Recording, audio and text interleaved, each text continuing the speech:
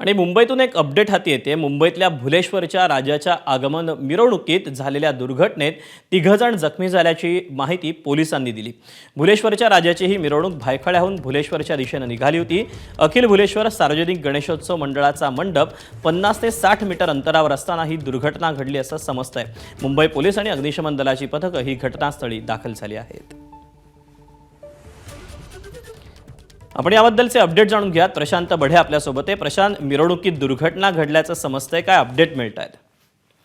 दीपक, अतिशय दाटीवाटीचा असलेला हा भुलेश्वर चा परिसर आहे आणि यामध्ये भुलेश्वरच्या राजाची आज आगमन मिरवणूक होती आणि काही वेळापूर्वी आगमन मिरवणुकीमध्ये अपघात घडलेला आहे आणि या अपघातामध्ये 3 जण जे आहेत ते जखमी झाल्याचं माहिती मिळते आहे, ज्यामध्ये मंडळाच्या अध्यक्षांसह आणखीन एक लहान मुलगी आणि एक अजून व्यक्ती जे आहे ते जखमी झाल्याची माहिती मिळते आहे।